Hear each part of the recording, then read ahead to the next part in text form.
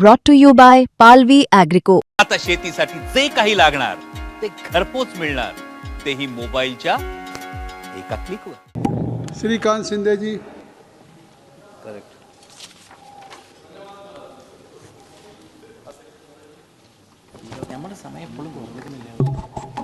बहुत बहुत धन्यवाद आपका. मैं आपका हृदय से आभार व्यक्त करता हूं कि आज आपने मुझे इस विकसित भारत की नींव रखने वाले वर्ष 2026-27 के ऐतिहासिक केंद्रीय बजट पर बोलने का अवसर प्रदान किया. मैं अपनी पार्टी शिवसेना और हमारे नेता एकनाथ शिंदे जी के ओर से इस बजट का पूरा समर्थन करता हूं और छत्रपति शिवाजी महाराज जी की भूमि से मैं आता हूं. महाराष्ट्र की 12 करोड़ जनता की ओर से इस रिकॉर्ड 12वें बजट का समर्थन भी करता हूं. मैं अपनी बात और इस बजट का क्या इम्पैक्ट है उसको कुछ पंक्तियों के माध्यम से आपके सबके समक्ष रखना चाहूँगा. नए भारत का ये मजबूत आधार है. नए भारत का ये मजबूत आधार है. सेहत, शिक्षा, रोजगार, हर सपना साकार होगा. न रुके हैं कदम, न थमेगा ये कारवा. देख लो दुनिया वालों, ये बदलता हुआ हिंदुस्तान है. ये 12 साल की यात्रा सामान्य नहीं है. यह इस बात का गवाह है कि 12 सालों में 3 बार देश की जनता ने हमें आशीर्वाद दिया और 9 बार माननीय वित्त मंत्री जी ने यहाँ पर इस सदन में रिकॉर्ड बजट पेश किया. मैं उनका भी तहे दिल से यहाँ पर अभिनंदन करता हूँ कि भारत के इतिहास में पहली बार सलग कंटिन्यूसली 9 बार बजट पेश करने का काम जो है वित्त मंत्री जी ने यहाँ पर किया है. कल कुछ लोग भाषण दे रहे थे और वो भी वीमेन, सारी महिला, और वो भी वीमेन, वुमेन देश की महिला. आने वाले समय में महिला राज इस देश में आने वाला है. 33% महिलाओं का आरक्षण जो है, और सब कल कुछ लोग भाषण दे रहे थे यहाँ पर कि सारी कमियां गिना रहे थे, लेकिन मैं एक युवा होने के नाते आज की पीढ़ी को ये बताना चाहूँगा कि हमारा देश कहाँ था और हमारा देश आज कहाँ तक पहुँचा है. देश का बजट 2013-14 में सिर्फ 16.5 लाख करोड़ था. आज माननीय प्रधानमंत्री जी के नेतृत्व में हमारा बजट 53.5 लाख करोड़ का हो चुका है. यह हमारी भारत सरकार की ताकत है. तीसरी बार जीत और 3 गुना विकास. महोदय, आज ये सदन चल रहा है, कल से सदन चल रहा है. गए कई दिन कुछ साथियों ने सदन चलने नहीं दिया. कुछ लोग अनपब्लिश्ड डॉक्यूमेंट को प्रस्तावित करने की कोशिश यहाँ पर कर रहे थे. हाँ राहुल जी, सुनिए. बहुत कोशिश. आज भी यहाँ पर कुछ ग्रीप चोक इतना ही शुरुआत में मुझे सुनाई दिया. बजट पे भाषण है या किसी और चीज़ पर, या मार्शल आर्ट्स पर. मार्शल आर्ट्स की क्लास अगर लेनी है हमें तो हम जरूर आएंगे आपके पास. लेकिन मुझे लगता है कि अगले समय से इस सदन में अगर हमारे नेता अगर भाषण करने के लिए आए तो मुझे लगता है कि जैसे कोई मूवी के पहले एक डिस्क्लेमर आता है कि ये भाषण पूरी तरह से काल्पनिक है, काल्पनिक घटनाओं पर आधारित है, इसका सत्य, तर्क या वास्तविकता से दूर दूर तक संबंध नहीं. ऐसा हमारे दो स्क्रीन है हमारे पास, वहाँ पर आप लगा सकते हैं, तो सभी को जो समझना है वो समझ लेंगे. विपक्ष के साथी इकोनॉमी और नेशनल सिक्योरिटी पर बात कर रहे थे और उनके लिए आज मैं इस सदन के पटल पर कुछ पब्लिश्ड और फैक्ट चेक्ड इंफॉर्मेशन रखना चाहूँगा. सबसे पहले पूर्व आरबीआई गवर्नर सुब्बाराव जी की ऑटोबायोग्राफी जस्ट अ मर्सनरी, उसमें वो लिखते हैं, finance ministry pressurised RBI to soften interest rates and project an overly optimistic economic view. ये अभी कुछ लोग यहाँ पर बात कर रहे थे इकोनॉमी खतरे में है. ये लोग इकोनॉमिक ग्रोथ की गलत पिक्चर प्रेजेंट करने के लिए ऐसी नीतियां अपनाते थे. दूसरा एक ब्रुक्स रिपोर्ट जिसको पब्लिश करने के लिए इस सदन में पहले भी मांग उठी है, लेकिन आज तक उसको इस सदन में पेश नहीं किया गया. ये बताता है कि 1962 के युद्ध में क्या हुआ था. युद्ध के बारे में भी यहाँ पर, चीन के बारे में भी यहाँ पर बात रखने की कोशिश कुछ लोगों ने की। 1963 में जब हमारे रक्षा मंत्री वाई.बी. चौहान डिफेंस मिनिस्टर थे तो उन्होंने इस रिपोर्ट का जिक्र किया था इस सदन में। Indian reverses were the result of high level interference in tactical operations. आज जो यहाँ पर आलोचना और आरोप लगाने का काम कर रहे थे उन्हीं के डिफेंस मिनिस्टर जी का ये स्टेटमेंट है उनके ही खिलाफ। तो मुझे लगता है पहले अपने गिरेबान में झांक कर इनको देखने की जरूरत है कि हम जब सत्ता में थे तो तब क्या कर रहे थे। ये रिपोर्ट आपके सिक्योरिटी फेलियर का सर्टिफिकेट है। आज मैं यहां पर कुछ देर पहले विपक्ष के नेताओं का भाषण सुन रहा था। अपने भाषण में ग्रिप शब्द का बहुत बार इस्तेमाल किया। वो कह रहे थे कि सरकार की राजनीति पर ग्रिप नहीं है, हमारी नीतियों पर ग्रिप नहीं है। महोदय, मुझे इनको कहना है और उसी के साथ में ये सपना भी देख रहे थे खड़े खड़े कि अगर इंडिया अलायंस अगर अमेरिका के साथ डील करता, इंडिया अलायंस अगर अमेरिका के साथ डील करता तो किस प्रकार से डील करता। देखिए, सपने देखना तो अच्छा है, लेकिन जागते हुए खड़े रहकर सपने देखना हानिकारक है। अमेरिका से डील करनी तो दूर की बात है, मुझे लगता है कि इंडिया अलायंस के पार्टनर के साथ पहले इन्हों को डील करना बहुत जरूरी है कि जो पार्टनर, एक पार्टनर यहां है, एक पार्टनर वहां, एक पार्टनर कहीं और है। तो आज इस प्रकार से ये डील के बारे में बात कर रहे थे, जिनकी खुद की पॉलिटिकल डील हर राज्य में कैंसिल हो रही है, जो आज सदन में खड़े होकर अंतर्राष्ट्रीय संधियों पर ज्ञान दे रहे हैं। पहले अपना घर संभालिए, फिर देश, फिर दुनिया के बारे में सोचिए। यहां पर चोकिंग के बारे में बात किया। इतिहास गवाह है गए 12 सालों में किस तरीके से हर एक राज्य में लोगों ने इनकी पार्टी को चोक करने का काम जो है गए 12 साल में किया है। आज तक वो कंटिन्यू हो रहा है और आगे भी ऐसे ही चोकिंग 96 टाइम्स लव जी बोल रहे 96 टाइम्स चोकिंग हुई।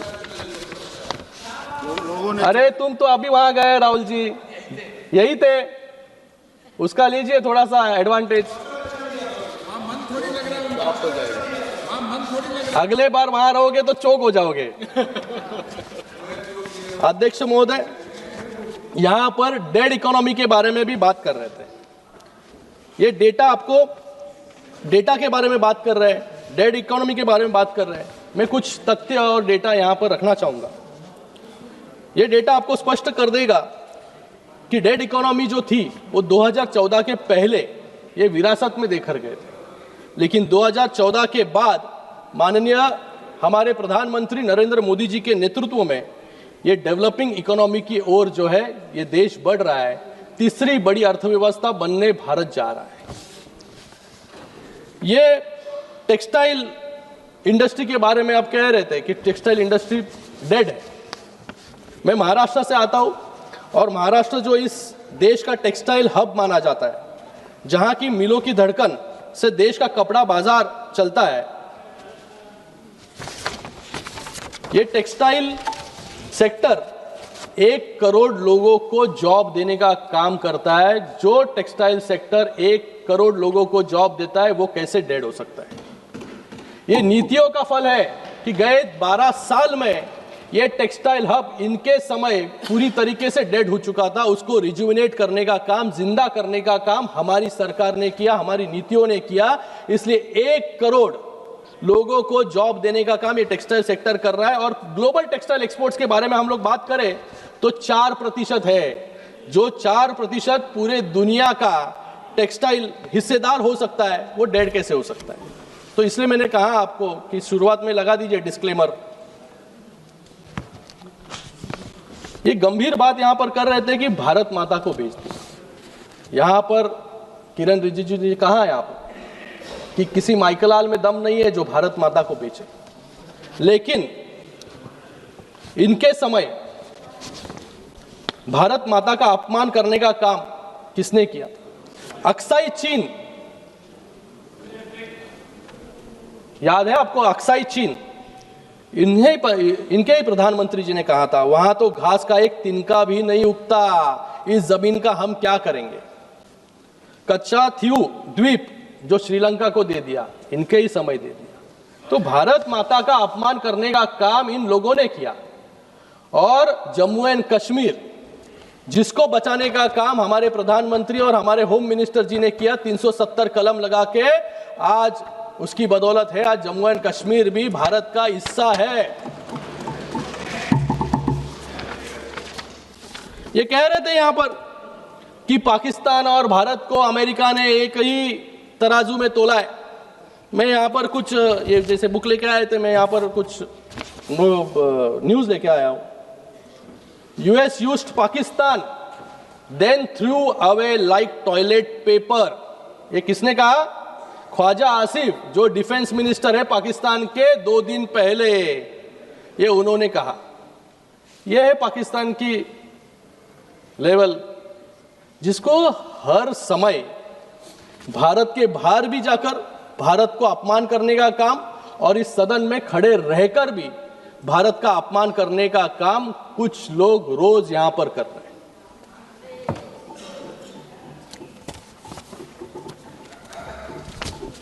बजट में माननीय वित्त मंत्री जी ने तो युवाओं को सामने रखते हुए, रोजगार को सामने रखते हुए, हमेशा यहां पर प्रश्न उठता था कि ये जो ग्रोथ हो रही है वो जॉबलेस ग्रोथ हो रही है। लेकिन ये बजट जो प्रस्तुत किया गया है वो 2047 को सामने रखते हुए, विकसित भारत को सामने रखते हुए, युवाओं को सामने रखते हुए, महिलाओं को सामने रखते हुए ये बजट प्रस्तुत किया गया है। इसलिए आज इस बजट से हमें सभी प्रश्नों के उत्तर यहां पर मिलते हैं कि ये बजट 2047 तक कैसे रोजगार उत्पन्न करके देगा। जॉबलेस ग्रोथ कह रहे थे ये, आज इस बजट में भारत को ग्लोबल बायो फार्मा हब बनाने का बजट ये है। 10,000 करोड़ का एलोकेशन किया गया है। एबीसीजी जो मुंबई में स्थापित होने वाली है, केमिकल प्रोडक्शन के लिए 3 केमिकल पार्क्स हो, महात्मा गांधी ग्राम रोजगार सेवा स्वराज अभियान हो, 200 लीगेसी इंडस्ट्रियल क्लस्टर्स को, अभी तक जिसके बारे में कभी निर्णय नहीं लिया गया था, जो सिक इंडस्ट्रीज है उसको पुनः रिजुविनेट करने का काम इस बजट के माध्यम से होगा। सबसे महत्वपूर्ण एसएमई ग्रोथ फंड, जिसके अंदर 10,000 करोड़ का डेडिकेटेड एसएमई ग्रोथ फंड है, जो छोटे मोटे उद्योगों को चालना देने का काम इस बजट के माध्यम से होने वाला है। इंडस्ट्रियल और लॉजिस्टिक कॉरिडोर के पास 5 यूनिवर्सिटी टाउनशिप। अब हमेशा प्रश्न रहता था कि कोई कुछ हमने शिक्षा ले ली तो उसके बाद जॉब कैसे मिलेगा। एक महत्वपूर्ण निर्णय इस सरकार के माध्यम से, वित्त मंत्री जी के माध्यम से लिया गया कि इंडस्ट्री स्टूडेंट पार्टनरशिप को बढ़ाने के लिए यूनिवर्सिटी टाउनशिप, जहां पर इंडस्ट्रीज और लॉजिस्टिक पार्क्स हैं, वहां पर स्थापित करने का ये बहुत बड़ा निर्णय है सर। युवाओं को इससे तुरंत नौकरी जो है ये यहाँ पर मिलेगी। तो ये नरेंद्र मोदी जी की सरकार है, ये डेवलपमेंट का कमिटमेंट है। इसलिए आज इतने 12 सालों में भी, सर मैं अकेला एक स्पीकर हूं मेरे पार्टी से, आप थोड़ा अलग अलग निर्णय इस बजट में लिए गए, उसके अंदर मैं नहीं जाऊंगा, बहुत लोग मेरे साथी इसके ऊपर बात कर चुके हैं। लेकिन कल यहां पर कुछ लोग नेशनल सिक्योरिटी, महिलाओं पर अत्याचार, जीने से मरने तक का टैक्स देना पड़ता है, इसके ऊपर बहुत बड़ा भाषण जो है करके गए। अब मैं बताना चाहूंगा कि नेशनल सिक्योरिटी को सबसे ज्यादा कमजोर किसने किया है, कौन से राज्य ने किया है? वो है बंगाल का सरकार ने इस नेशनल सिक्योरिटी को सबसे ज्यादा डैमेज करने का काम किया है, क्योंकि सबसे ज्यादा घुसपैठिया जो है इस देश में बंगाल के माध्यम से सिर्फ वोट बैंक की राजनीति के लिए यहां पर छोड़े जाते हैं। आज मुंबई, महाराष्ट्र में भी सबसे ज्यादा घुसपैठिया और बांग्लादेशी आपको पाए जाएंगे। 1 अप्रैल 2011 से 30 सितंबर 2025 के बीच पश्चिम बंगाल के कुल 6,895 कंपनियां जो रजिस्टर्ड ऑफिस थे वो राज्य के बाहर चली गई। क्यों चली गई? ये आपकी नीतियों के वजह से चली गई। जिस बंगाल को हब ऑफ इनोवेशन कहा गया था, उस बंगाल को आज हब ऑफ इन्फिल्ट्रेशन बना दिया गया है, क्योंकि वहां पर इन्वेस्टर्स के लिए नहीं बल्कि घुसपैठियों के लिए रेड कारपेट जो है बिछाने का काम यहां पर हो रहा है। कुछ रिप्लाई छोड़ दें एफएम के लिए। सर मैं आपको कहूंगा कि कल यहां पर कहा गया कि हम कौन से भारत से आते। मैं कहना चाहूंगा कि यहां पर हम एक नए भारत से, जो 2014 के बाद एक विकसित भारत की ओर जा रहे हैं, उस भारत से मैं आता हूं। 2014 के पहले अर्थव्यवस्था कोलैप्स होने वाली थी, लेकिन 2014 के बाद मैं उस भारत से आता हूं जहां आज कॉमनवेल्थ 2G और कोल स्कैम जैसे हाई स्पीड करप्शन के दौर से निकलकर पुणे, बेंगलोर और Mumbai Pune high speed corridor की तरफ हम लोग बढ़ रहे हैं। मैं उस भारत से आता हूं जो 9% इन्फ्लेशन से निकलकर 2 लाख स्टार्टअप्स और 120 यूनिकॉर्न्स के माध्यम से इनोवेशन की तरफ हम बढ़ रहे हैं। मैं उस भारत से आता हूं जहां कश्मीर में हम टेररिज्म से 2 करोड़ के रिकॉर्ड टूरिज्म की तरफ हम बढ़ रहे हैं। मैं उस भारत से आता हूं जो फ्रजाइल 5 की लिस्ट से निकलकर फास्टेस्ट ग्रोइंग इकोनॉमी बन रही है। मैं उस भारत से आता हूं जहां अब कम्युनल वायलेंस बिल वाली अपीजमेंट की राजनीति नहीं बल्कि 25 करोड़ लोगों को गरीबी से बाहर निकालने वाली अपलिफ्टमेंट की नीति चलती है। मैं उस भारत से आता हूं जहां पहले की राजनीति करप्शन पथ पे चलती थी, आज कर्तव्य पथ पर चल रही है। मैं उस भारत से आता हूं जहां 2014 में हाईवे सिर्फ 91,000 किलोमीटर थे, जो आज 1.5 लाख किलोमीटर हो गए। सड़क बनने की रफ्तार 11 किलोमीटर प्रतिदिन से 34 किलोमीटर बन चुकी है।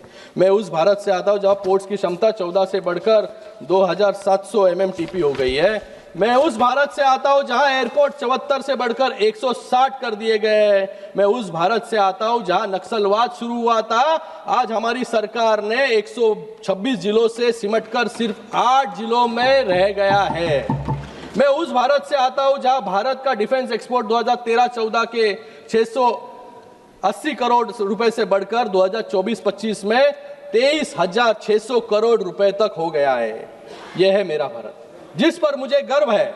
ये नरेंद्र मोदी जी के नेतृत्व वाला नया भारत है, जो विकास, विरासत और जनता के विश्वास के साथ आगे बढ़ रहा है। आप कितने भी स्पीड ब्रेकर बनकर इसमें रोकने की कोशिश करें, ये रिफॉर्म एक्सप्रेस है। आप बुलेट ट्रेन की स्पीड से ही आगे चलेगी।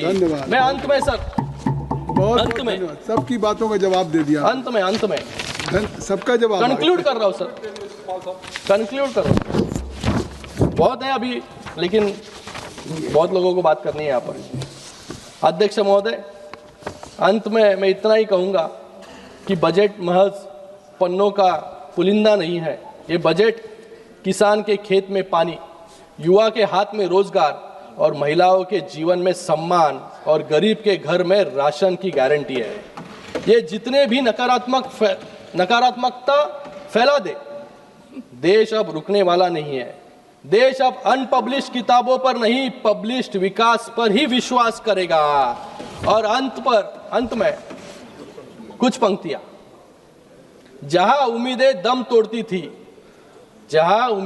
तोड़ती थी वहां हमने फूल खिलाए हैं। बड़ी तरकीब से कश्ती यहां तक लेकर आए हैं। बहुत बहुत धन्यवाद। बदल देते हैं हम दरिया की लहरें अपनी हिम्मत से, बदल देते हैं हम दरिया की लहरें अपनी हिम्मत से। आंधियों में भी अक्सर हमने चिराग जलाए हैं। इसी के साथ में मैं इस बजट का पूरी तरीके से समर्थन करता हूं। वित्त मंत्री जी का फिर से एक बार अभिनंदन करता हूं। धन्यवाद। जय हिंद, जय महाराष्ट्र। धन्यवाद।